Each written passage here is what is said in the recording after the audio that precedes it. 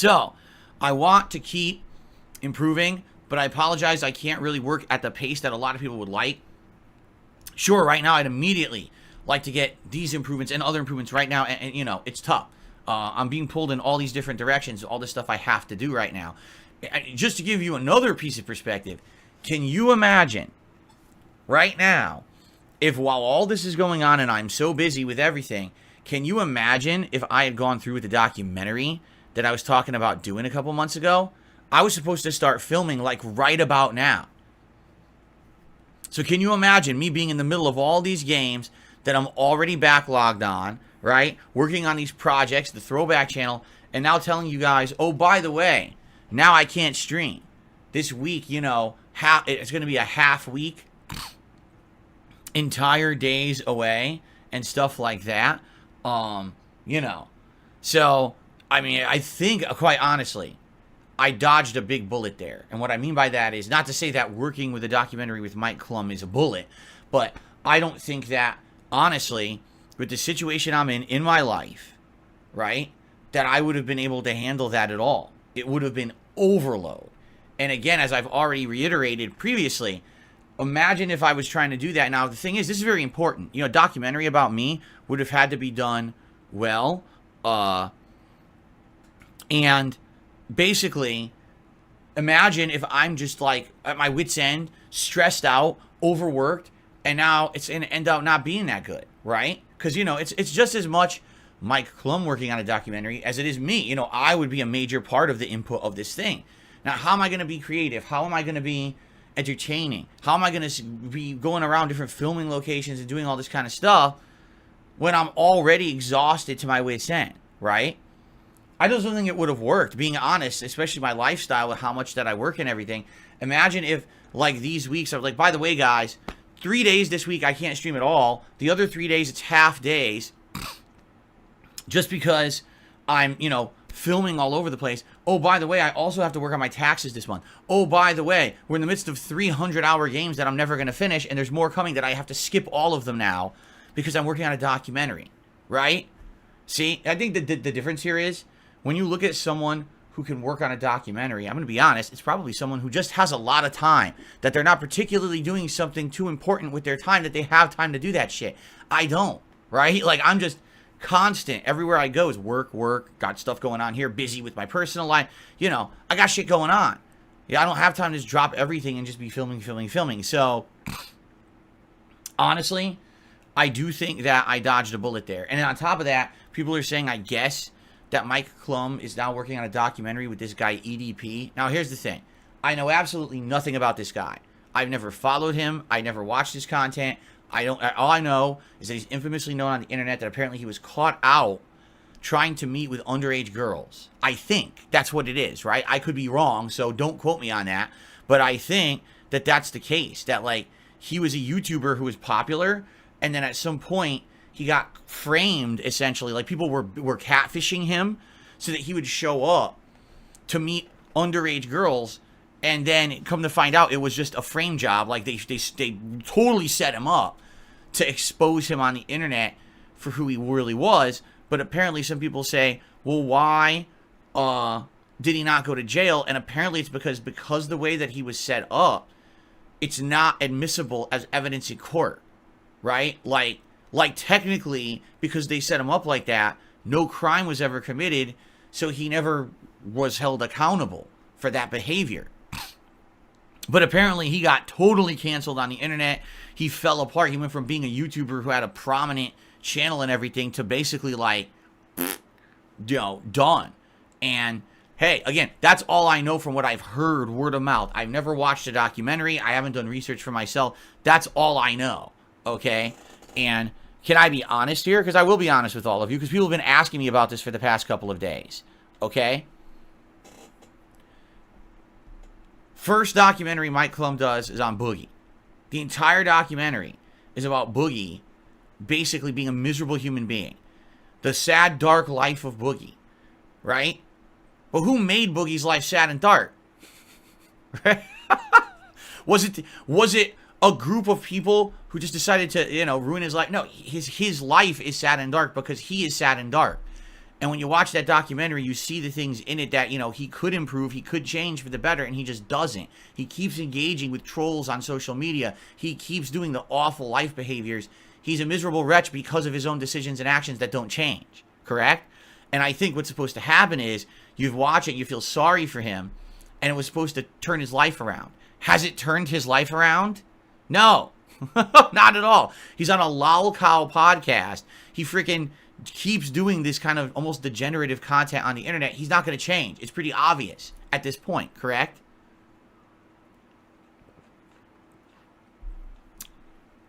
So then, you know, Mike Klum comes to me and says, I want to do a different kind of documentary with you. It would not be like Boogie's documentary. It would be very different, you know, covering your life and all the things that you've been through, and basically your history as a content creator on the internet, the ups and downs. And yes, it's going to feature people who don't like you talking about you, right? But at the same time, you'll be able to clap back essentially and give your side of the story of everything going on, and we'll be able to accurately recount what's happened to you and your business and your channels over the years, and why so many people who literally don't know an actual fact about you don't like you, right? And I like that. I absolutely like that idea, right? And that was essentially what we were going for. It was supposed to be a fair level documentary that's going to cover the good and the bad. But basically, if you watched this, it wasn't a pity party documentary. It was going to be more of an honest, and there was going to be some comedy in it, and there was going to be other things in it. You know, it was meant to be an entertaining piece. You know, when you're making a documentary that's like 90 minutes long, you want people to be enjoying every second of it, not on board in this part or whatever, right? So there was going to be all that stuff, right? But of course, you guys were very apprehensive about it, saying, you know, I don't know if this makes sense to do, because the only documentary that Mike Klum's done up to now is this Boogie documentary that doesn't sound like that, right? It's like basically he turned Boogie. Well, he didn't turn Boogie. Like, this was their idea, you know? Basically, what he wanted to do was make Boogie look pathetic so that people would feel bad for him. And I said, that's not what I want at all. That's not what I would want out of my documentary. I'm not sad. My life's not dark. I actually have a really good life, you know, in regards to my work and my personal life. Just because a million people on the internet talk shit about me daily doesn't mean that I'm not actually in a positive place in my life. That's great. It's the opposite situation of Boogie, right?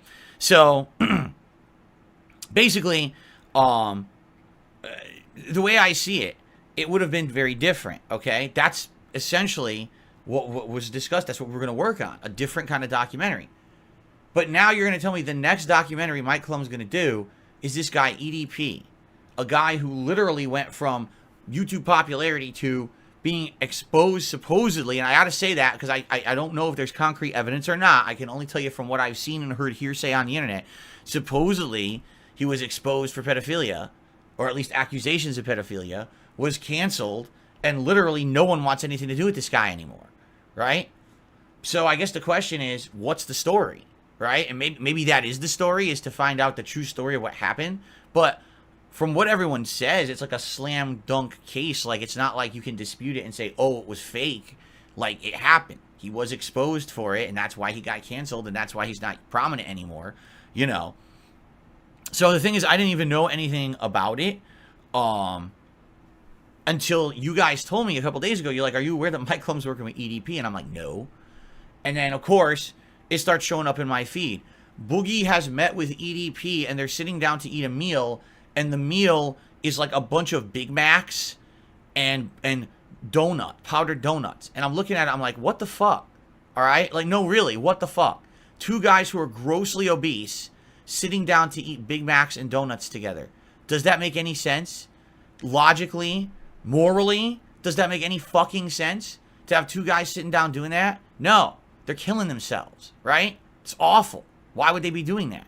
And then I guess they released a bunch of other, like, production stills of, like, EDP posing in front of a camera dramatically for what's going to be a documentary. And, you know, to be honest here, I think that's about it for me. Well, you're going to tell me that there's going to be a guy who essentially has been exposed for pedophilia on the internet, canceled because of it. What's the story to tell there? Exactly. Maybe, unless there is some secret story that no one knows about, that actually this whole thing was a screw job and none of it was true, right? At all. Then I guess that's the documentary, right? I guess that's the story. But unless that's the story, I don't think there's anything to tell there. You know what I'm saying? And a lot of people already on the internet are very upset with Mike Klum basically saying, why are you giving this guy a venue to be heard when basically we were done with him years ago? Like, we don't want him to have a venue. We don't want him to have a way to speak out about anything because he's a scumbag, essentially, from what was found out about, right? Again, I don't know, but I'm just speaking from, you know, what I've heard on the internet. So here's the thing. That's what's funny. The Boogie stuff, EDP stuff, that shit has nothing to do with me or my content or my life, right? At all. Couldn't be further different from my situation at all.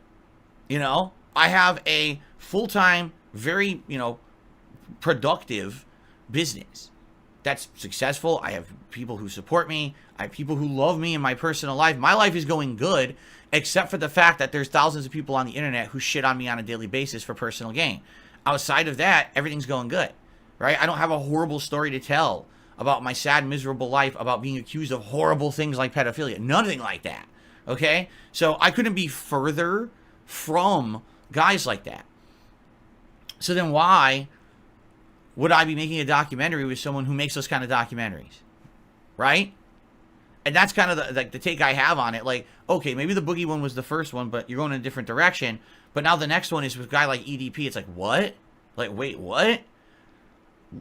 I don't know, man. You know, so at the very point here, I'm very happy that I have not gotten wrapped up in all of this shit. You know, in the last year, they tried to get me to go on a stupid lolcow podcast. Thank God I made the completely 100% correct decision to not be involved with that kind of crap. And I'm, you know, doing my own thing. I was interested in doing, you know, this documentary if it was going to be what I was told it was going to be. But now when you're telling me the first two projects that Mike Klum is doing is literally two guys considered ginormous lolcows. Not even, I wouldn't even say EDP is a lolcow. EDP is just like, you know, people think of him as a heinous person, right? So do I want to be on the string of documentaries about people like that? No, I don't. And I think now I really looking at the situation, not only would it not have made sense for me to do the documentary because I don't know how I would have done it with my busy work schedule and lifestyle, it would have completely overworked me and kind of destroyed me, honestly, I think, right? But in addition, now seeing the string of stuff coming out of that documentary, it's like, I think I definitely made the right decision, man. You know, I really do. I think I made the right decision. I don't know. Maybe you guys disagree. Because again, if things did go forward the way that we had discussed, which is what I've been transparent with all of you about, that it was not supposed to be that kind of documentary about a lolcow or a horrible embarrassment or a person with horrible history. It was supposed to be, hey, here's a normal guy running a business, did it his own way, and over the years reacted poorly to the criticism on the internet, and then people just learned to hate him for reasons of personal benefit, and here's that story, right? Now, love him or hate him, go check out his content, and if you like it, good for you, right? If you don't, oh well, at least you got to know his full story so you understand the references you hear all the time. Like, that was supposed to be the point, right? So, anyway, I don't know. I'm actually, perhaps, right, did the right thing here, you know? Because it's funny, like, someone like Bill Williams says, Mike Klum is appealing to a certain type of audience and demographic. I don't think that the final product would have reflected what you intended it to be. Maybe you're right. You know, the thing is, in life, you don't know. You don't know. What you don't take chances on, you don't know what's going to happen. But here's the thing. Last year, I took a chance on an interview that originally I didn't even want to do. It was just, I was supposed to be a guest on a show. And it turns into this interview, and the interview essentially becomes a three-ring circus of detractor drama that then benefits detractors for how many months and ruins everyone's experience here on my content for like many months. And I learned from my lesson on that. I really did. Like, if that hadn't happened, likely I might have gone through with this documentary. But after last year, I think I've learned my lesson to stay away from this drama shit. That it doesn't help anyone around here, right? Like I said, maybe there will be one day when I decide that a documentary makes sense, okay? Right? For now, I don't think so. For now, I don't think it makes sense. Number one, I can't fit it in with my life as it is. And number two, I believe it would very much just bring way more drama to this community than anything else. And what's the point of that, right? Who benefits from that? Some people do. Boogie thought he did. Boogie thought he benefited from drama. I think that's the problem. Like someone like Boogie, he literally thinks that all he'll ever get attention for the rest of his life is fabricated drama on the internet. So he just keeps fabricating more so people will keep paying attention to him. Him sitting down with EDP to eat a bunch of fucking Big Macs and donuts. It's fucking disgusting, right? It's completely immoral. But, oh, look at these two lolcow guys. Let's laugh at them and talk about them today. So he gets attention, right? Like, that's not me. I'm literally the polar opposite. I want nothing to do with that. I just want people to come by and hang out with me and enjoy games and a fun discussion during a podcast. And I want to branch out over the years. Now I'm doing throwback content because I'm such a long time and prolific creator. I want to eventually get into other topics of discussion as we've talked about this year. I don't want to be a guy that literally the only reason you'll pay attention to me is because I did something embarrassing on the internet today. Okay?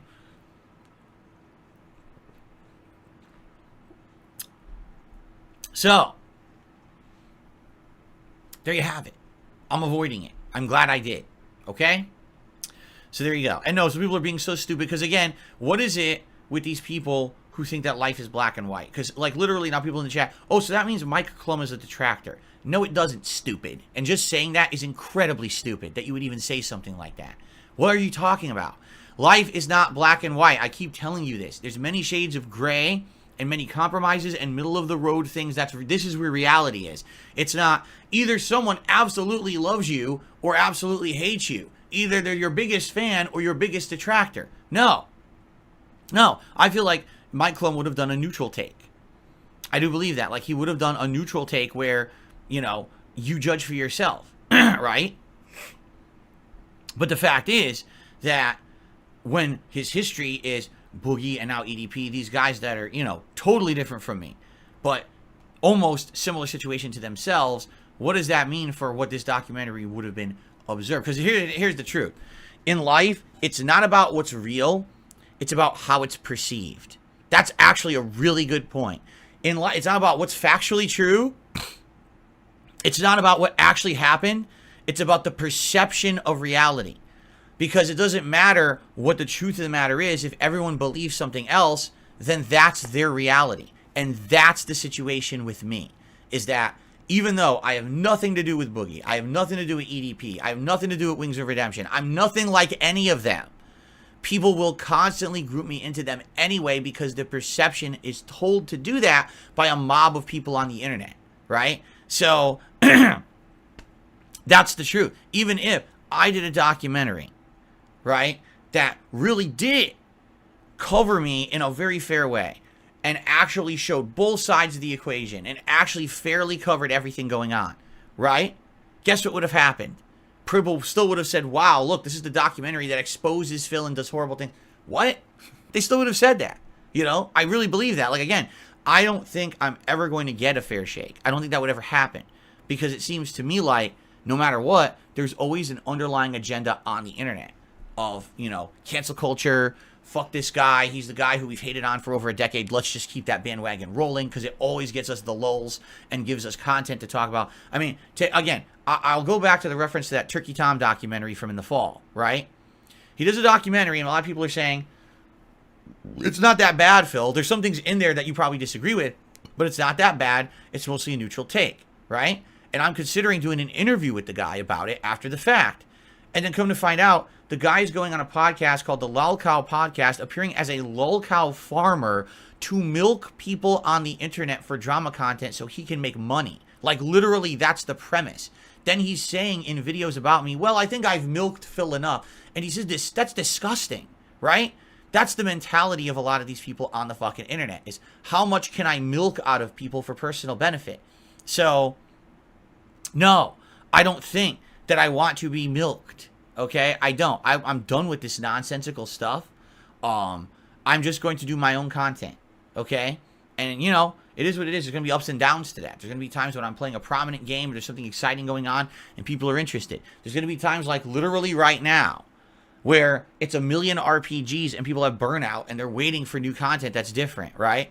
And that's the case. And it's never going to be, you know, that situation where we're going to always have prominence or attention. But as long as I have a positive viewer base who come and support me no matter what I do, I'm good.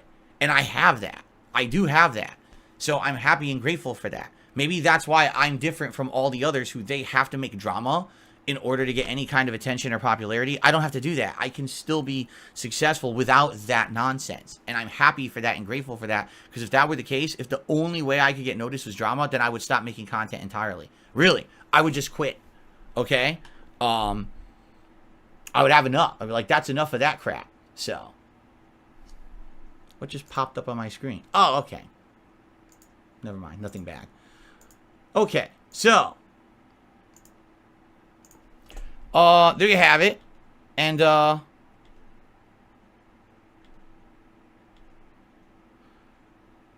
we go. Yeah, everything froze for a second and then it worked. I guess I had a blip there. Okay, cool.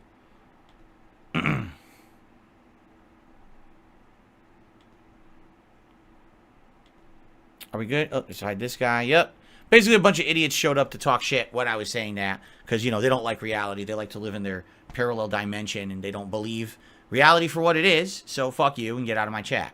Okay. What happened? There was a blip over here and then a bunch of people got banned at the same time for being trolls. So that's what happened. Okay. Anyway. So that's that. I'm happy I didn't get involved in that. I'm so busy I probably wouldn't have done the documentary justice anyway. And now it seems like I've dodged a huge bullet. So I think I made the right decision.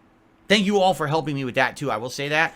If it was only through your actual feedback, your actual input that allowed me to make the proper decision. If I had just, you know, again, kind of rolled with stuff, I probably would have done something that I regretted, you know? And you got to look at the climate and the atmosphere around you and you got to read the room. And essentially what many of you said at that time was do not involve yourself with that stuff. It's going to be it's just going to be detrimental to you and everyone around you. And I think I made the right decision. I think you guys were correct. And I think that we're on the right track right now. Okay? Let's keep it that way. Let's separate ourselves from that shit. That vortex of toilet shit that wants to spin around in YouTube, right? Okay. Anyway, so thank you guys for helping.